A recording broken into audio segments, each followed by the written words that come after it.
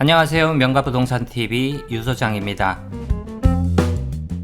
일단 지목이 대로 되어져 있는 나대지의 경우에는 과거 건축물이 존재하고 있었을 가능성이 큽니다.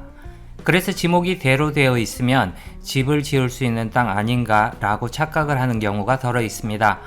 토지 지목이 대라고 하더라도 무조건 건축 인허가가 쉽게 나는 것은 아닙니다.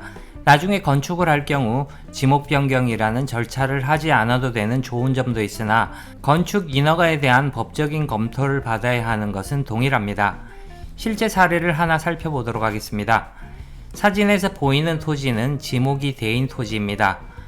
로드뷰로 보면 차량 진입도 무난해 보이고 토지 지목도 대로 되어져 있으니 무난히 건축 인허가를 받을 수 있을 것이라 생각할 수도 있습니다. 그런데 이 토지는 문제가 하나 있습니다. 건축법 제44조를 살펴보면 다음과 같은 내용이 있습니다. 건축물의 대지는 2m 이상이 도로에 접하여야 한다. 여기서 말하는 도로는 통상 4m 이상의 도로를 의미합니다. 여기서 접한 도로의 경우 4m 이상의 도로도 아니고 더군다나 진입로 일부가 타인 토지와 물려 있습니다. 그리고 실제 지적도상 진입로 일부 도로는 1m 조금 넘는 곳도 존재한다는 것입니다.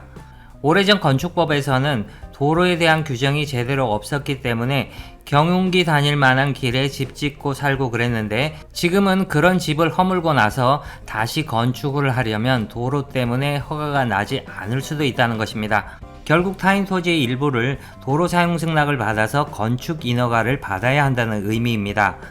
건축 인허가에 대해서 잘 모르시는 분들이라면 일단은 실제 지적도상 도로가 건축 인허가가 날 만큼의 충분한 넓이로 확보가 되어 있지 않다면 이 유물은 피하고 봐야 합니다.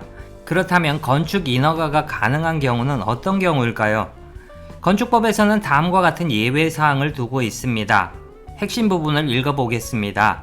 동이나 읍이 아닌 지역은 제44조부터 제47조까지 제51조 및 57조를 적용하지 아니한다. 쉽게 말해서 창녕군으로 말하자면 도천면, 장마면, 유어면 등 면단위 이하의 지역의 경우에는 앞서 말씀드린 건축법 44조 도로 확보의 기준을 적용하지 않는다는 것입니다.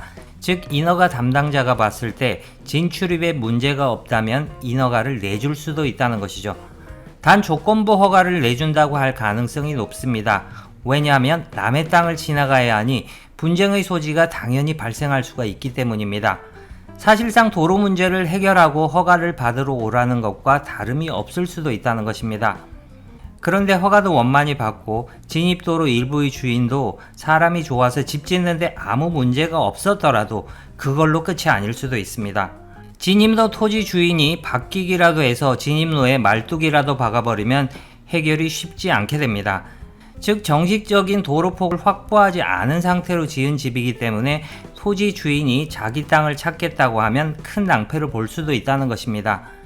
그럼에도 불구하고 이런 곳에 굳이 집을 짓겠다고 한다면 아무리 현황도로 일부의 주인이 별다른 이의 제기를 하지 않는다 하여도 어느 정도는 정당한 대가를 지불하고 토지 사용 승낙을 받아놓는 것이 향후 분쟁을 막는 방법이기도 합니다. 이제 결론적으로 말씀드리자면 한적한 시골에 차도 무난히 진입되는 포장로도 있고 토지 지목도 대로 되어져 있다 해서 무조건 집을 지을 수 있는 토지는 아니라는 것을 꼭 알아두셨으면 합니다.